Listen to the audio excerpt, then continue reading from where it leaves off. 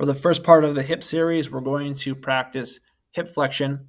You're going to start this exercise by bringing your leg behind you, making sure that you keep the weight in that front leg. You're going to lift the knee up to hip level or as high as you're able to, maintaining good form. As you lift your knee up, we don't want to create any hip hike, so try to keep your hips level. Keep your shoulders stacked over your hips, head back over the shoulders, maintaining tall posture.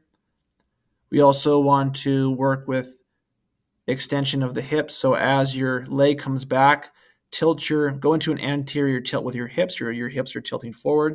As you bring your knee up, try to tuck your tailbone under your hips and complete 15 to 20 reps on each side.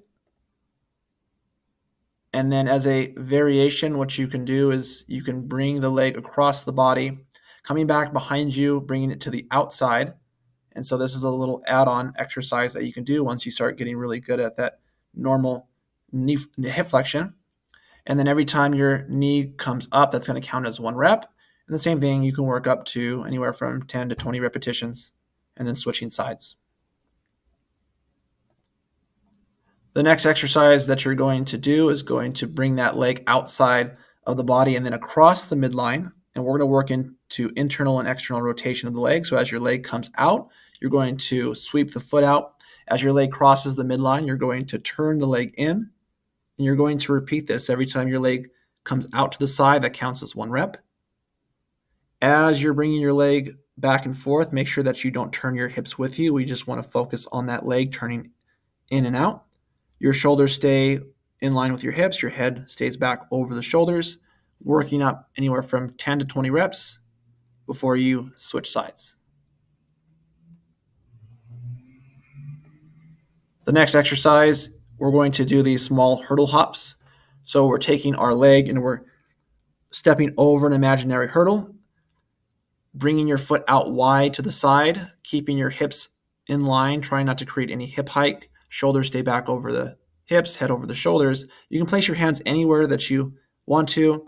We don't want to work too much on balance for this one, so if you need a little support, you can use a wall or a chair, anything nearby, or you can place your hands on your hips or shoulders. Every time your foot steps out to the side counts as 1 rep. Aim anywhere from 10 to 20 repetitions, and then you're going to switch sides. We're going to follow that up with a little internal and external rotation. Again, this time we're going to bring the knee up to hip level. You're going to keep the knee in place where it's at, not allowing the knee to move in any direction. We're going to go ahead and create a sweeping motion of the foot. So as the foot comes out, we're going into hip internal rotation. As the foot crosses the midline, we're going into hip external rotation. Every time your foot goes out, we can count that as 1 rep.